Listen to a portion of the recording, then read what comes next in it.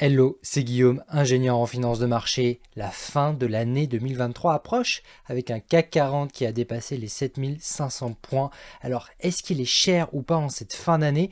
Est-ce qu'il va y avoir le fameux rallye de fin d'année ou est-ce qu'il est déjà passé? On va voir ça ici, si c'est trop tard ou non pour rentrer sur ces actions PEA qui ont quand même bien performé cette année 2023. D'abord, oui, le CAC 40 affiche de belles performances cette année en 2023. On est à 7566 points ce mois de décembre, soit plus 14,7% de performance. Et bien plus haut avec dividendes, on arrive à carrément plus 18% de performance. C'est vraiment pas mal.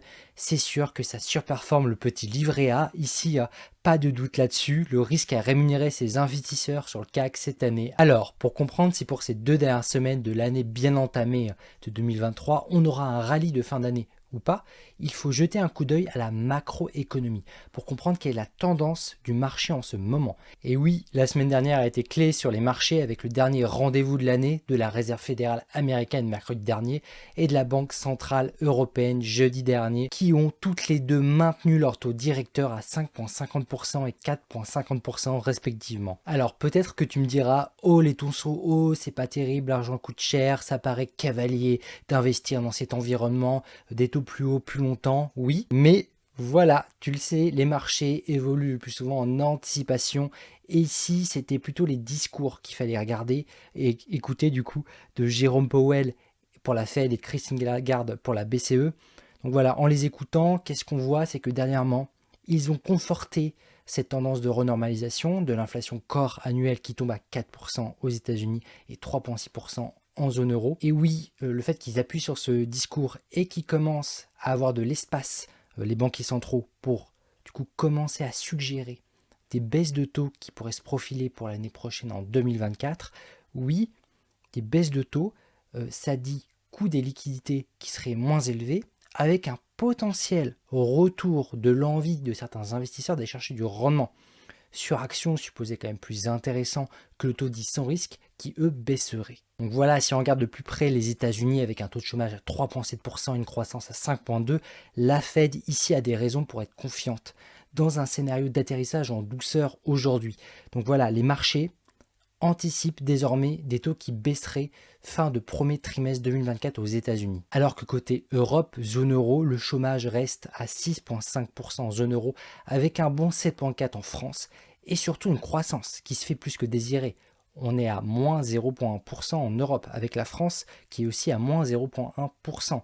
L'Allemagne, elle, la première puissance européenne, tomberait même en récession avec moins 0,4 affiché. Au passage, la définition technique de récession économique, c'est quand tu as 2 trimestres consécutifs de chute. Donc oui, ici, mon analyse, c'est que malgré une économie fragile en zone euro, la Banque centrale européenne devrait tout de même baisser ses taux d'intérêt en 2024, potentiellement au deuxième trimestre 2024. Donc mon analyse macro ici, c'est qu'on a atteint une situation où on est à un top de taux d'intérêt avec des baisses de taux qui pourraient arriver en fin de premier trimestre et deuxième trimestre 2024. Ainsi, en conséquence de cet environnement macro, des conditions dans lesquelles on est, en anticipation, moi ce que je vois c'est que les marchés paraissent moins risqués, car si tu anticipes une croissance, disons de plus 8% sur le CAC 40 pour les 2 prochains trimestres, comme c'est mon cas personnellement, alors avec un taux à 4,5%, sans risque en théorie, la différence de rémunération entre le risque pris sur action il est de 3,5%, parce que tu as 8% moins 4,5% actuellement à la BCE,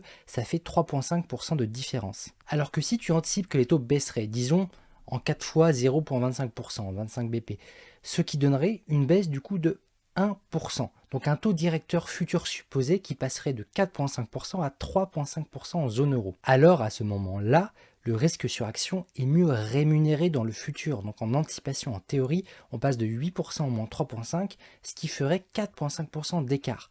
Voilà, naturellement, ça donne un argument supplémentaire à de nombreux investisseurs depuis la semaine dernière pour acheter sur les 2 dernières semaines de l'année. Sauf événement imprévisible, mon avis perso, c'est qu'on est sur un rallye de fin d'année en cours jusqu'au vendredi 29 décembre à la clôture. Après, bien sûr, en janvier, il faudra surveiller les anticipations de Jérôme Powell, de Christine Lagarde, qui nous permettront de mieux comprendre à quelle sauce, si tu veux, on sera mangé en 2024 en termes de taux d'intérêt, c'est important. Bref, je te tiendrai au courant par email, bien sûr, et sur la communauté privée en amont. Après, il ne faut pas oublier que sur les marchés, il faut dézoomer. Le court terme, il importe peu. Moi, ce que j'essaie de partager ici sur cette chaîne, c'est d'investir avec pragmatisme, sur le long terme, dans des entreprises de qualité. À mon sens, ça ne sert à rien de miser sur le court terme. C'est pas vertueux, seulement d'investir comme ça, sur le très court terme. Il faut laisser bien sûr du temps à des entreprises de qualité, à des hommes et des femmes qui apportent de la valeur, sur des biens qui sont demandés, sur des services qui sont réputés, qu'on a en bonne partie dans le CAC 40. Il y a ces bonnes entreprises-là. Je ne dis pas que c'est le cas pour toutes, bien sûr, mais voilà, il y en a certaines qui sont intéressantes. On est quand même bien lotis en France. Et je te partage ici à nouveau que mon top 15 d'actions, qui est un sous-ensemble du CAC 40, continuera, je l'espère, à surperformer l'indice, donc à faire une meilleure performance que l'indice dans les prochains mois. Bien sûr, je vois que c'est le cas aussi pour les prochaines années d'après mes hypothèses. Voilà, je suis vraiment dans le cadre d'un investissement long terme avec une sous-sélection d'actions d'entreprises de qualité dont j'estime, si je te donne des petites estimations, que je pourrais atteindre en moyenne plus 12% par an, ça me paraît être un objectif personnel réaliste sur un PEA, avec un risque qu'il faut savoir mesurer bien sûr, car dans mon cas, je n'accepte pas plus de 35% de risque pris sur mon portefeuille PEA. Donc oui, aller chercher du rendement, c'est possible sur le marché d'actions, surtout sur le long terme, en gardant en tête que dans la vie, rien n'est garanti. Tous nos choix dans tous les domaines de vie impliquent un risque et qu'on en soit conscient ou pas de ce risque. C'est pour ça que pour absorber ce risque, le meilleur moyen, c'est d'investir sur le long terme, sur des entreprises de qualité. Je me répète, mais voilà, pour les trouver, ça s'apprend bien sûr, c'est pas sorcier. Pour ça, tu peux regarder mes vidéos où je te donne mon avis gratuitement. Et sinon, si tu es prêt à bien démarrer l'année 2024 dans les meilleures conditions, tu peux décrocher une place de coaching privé en individuel, en visio, en direct avec moi. Pour ça, il faut faire partie des 9 prochains à rejoindre ma formation Investir avec pragmatisme avant le 30 décembre minuit. Pour en savoir plus sur mon programme, c'est par ici sur guistamp.com. Voilà, joyeux Noël et bonne fête si on ne se revoit pas. Et sur ce, comme d'habitude, ça vaut dans tous les domaines de vie pour prendre les moins mauvaises décisions possibles. Restons pragmatiques. Allez, ciao.